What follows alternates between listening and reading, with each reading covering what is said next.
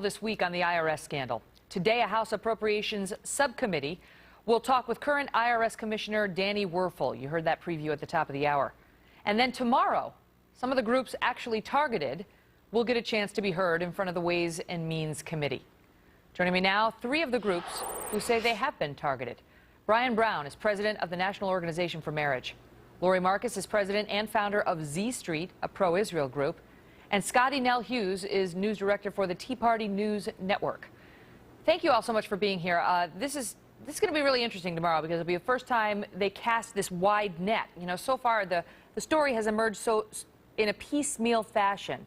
And then we have day by day more groups coming out of the woodwork saying, I believe I was targeted as well. Let me start with you, Brian, because your group, the National Organization for Marriage, came up as recently as the presidential election because you believe not only were you targeted, your group, but that your confidential tax return was actually leaked, perhaps to help the president in his re-election battle. Tell us. Well, a year ago, in actually March of 2012, we came to find out that our political opponents, the folks at the Human Rights Campaign, actually had a copy of our confidential tax information, including our donor names. And through some research, we realized that this had come directly from the IRS. We don't have the document with the IRS stamps on it. This is only held by the IRS. And the Human Rights Campaign and other groups had taken that document and tried to sort of white out and stamp out the fact that it had this identifying information from the IRS. And they had released it with our donor names on it. And the reality is that it is a felony to use the private and confidential tax information, tax returns. This goes back to the articles of impeachment on President Nixon. And this was given to our political opponents, the head of the Human Rights Campaign, was a co-chair for President Obama's re-election campaign. And we've seen donors targeted who stand up for traditional marriage. And there needs to be action. Over the last year, we've heard a lot of excuses. TIGTA, evidently the watchdog group of the IRS, has launched an investigation, but they aren't giving any information to Congress. And this has to stop, and these folks have to be held accountable. We heard it in the run-up to the last election because among your donors was listed Mitt Romney, and it came up about whether he supported traditional marriage or not and why he had made a donation to your group. And so this became, you know, that information did become relevant in the presidential campaign, thus leading some to question, you know, what would the motive have been in leaking it? Was it leaked? And how can we firmly establish one way or the other? One of the many things they're going to be looking into now. Lori, we spoke with you last week about ZStreet, this organization that is pro-Israel, but you don't make donations or rally donors so much as just promote your beliefs, and yet you believe that those mere beliefs subjected you to additional scrutiny. Tell us again.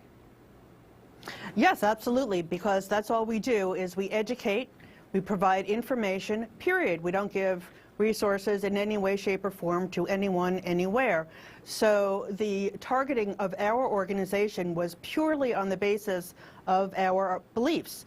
And we were told by the IRS agent in charge of our case that the IRS apparently regularly looks at groups which take positions that are inconsistent with the administration's public policy that is unconstitutional. It's viewpoint discrimination. Scotty, you're with the Tea Party group, and that we know. I mean, there's no question, right? There's zero question now that the Tea Party groups were targeted.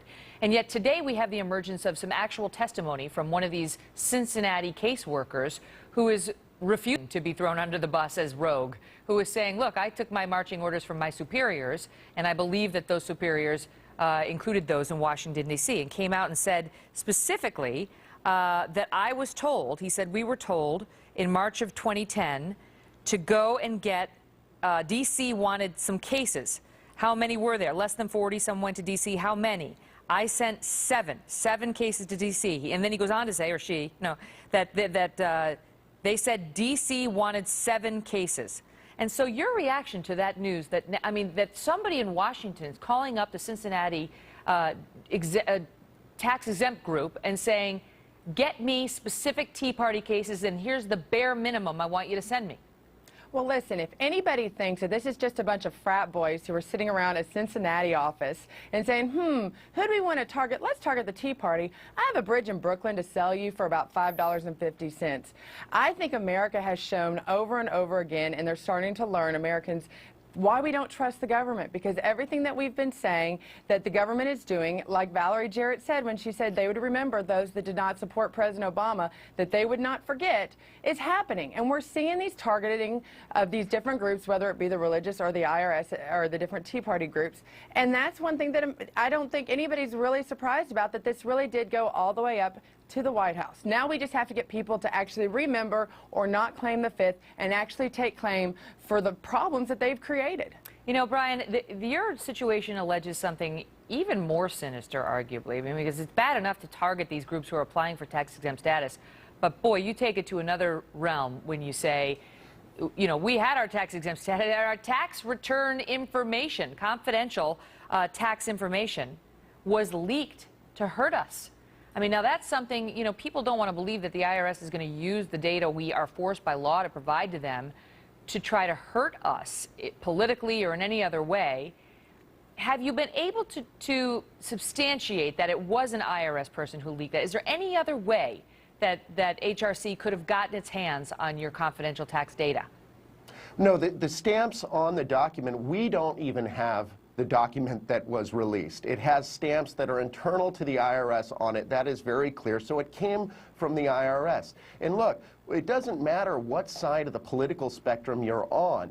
If the government is targeting and attempting to intimidate political opponents, today it can be us, the next day it can be the other side of the aisle. It has to stop. It is profoundly un-American. We've been screaming from the mountaintops for the last year about this, and I am just very glad that Congress is moving forward, that the American people are seeing what is going on. And at the end of the day, we need answers. We've done repeated Freedom of Information Act requests to try and see if anything has been found out. And we have simply been stonewalled. We need Congress to move forward. We need a thorough investigation. And we need to know for certain if this goes, how high this goes. It is not at all encouraging that, again, this was given to a co-chair of President Obama's re-election campaign. That's just wrong, and we need answers, and we need them quickly. Lori, when you hear, you know, the administration leak to certain news outlets that this is 2 rogue employees in the Cincinnati office,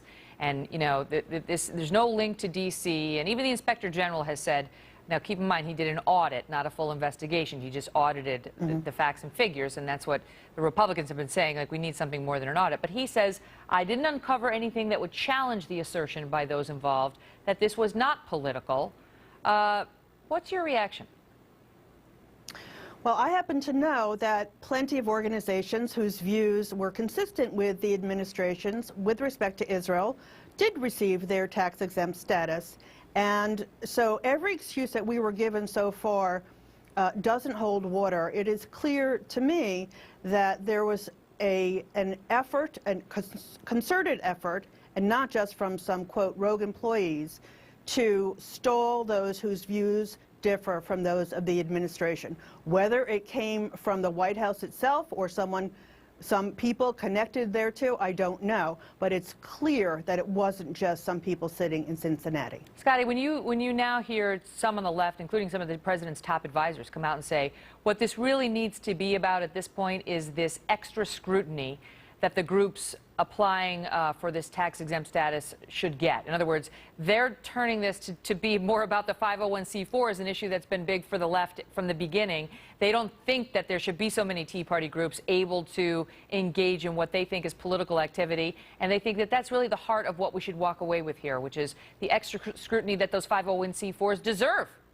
Well, you're completely right, and we're all for the extra scrutiny, but let's be fair about the extra scrutiny. Let's do it to the Democratic organizations, let's do it to the independent, as well as the conservative. Let's do it across the board. That's not what we're screaming. We want to make sure that all rights are protected going forward. And instead of that, what we've seen here is the pointless targeting for conservative groups and Tea Party groups, and that's something that doesn't need to happen with any administration. And if we're sitting here talking about an organization that has had 220 conferences with $50 million bills, and they're sitting there doing the cha-cha slide or the Cupid shuffle, there's more corruption than just sitting there and targeting our groups. They also need to look internally as well. I want to ask you quickly, Scotty, before I let you go, when you hear that the donations that come out of the IRS union went 95%, I think, to Democrats and President Obama, and the actual tax-exempt group out of Cincinnati, the reported contributions, according to, I think, the Washington Examiner, said they went 100% to Democrats. How does that make you feel? Do you feel like the Tea Party groups will get fair treatment now going forward? Oh, no. There's no doubt in my mind that we're never going to see exact fairness across the board. But the key is America has woken. Everybody is now watching, and they're going to pay attention. Instead of people thinking it's just them themselves, we're going to know that we need to make voice our opinions, and we need to show that these kind of things are happening. And in reality, they can sit there and have their parties all they want, but they have to realize the only party I want to see is when they cut my taxes and are responsibly spending my dollars. Then they can throw their little party. That's an interesting point, because, you know, you sit there, I imagine all three of you sat there at one point and said, am I nuts? Like, am I just paranoid? Like, they're thinking that they're targeting me because I'm pro-Israel, because I'm pro-traditional marriage, or I'm Tea Party. And it's not until you start talking and you start to hear other stories of validation, like it happened to me too, it happened to me too, and now you get validated by an inspector general, that you realize you're not crazy, you're not paranoid, you're not a conspiracy theorist. This really was happening. Brian, I'll give you the quick last word. Well, again, I think that it's critical that all of us unite together, whatever our political stances is. This is America. This is not the Soviet Union. We do not and cannot allow the government to target different viewpoints and try and punish, repress, and marginalize them. I think everyone who's been targeted, the critical thing is to stand up, and stand up now. Refuse to be intimidated. This is about intimidation, and all of us need to stand up and say, no, we're not going to be intimidated, and we're going to pursue this to the end to get the answers we need. The process is underway. Panel, thank you.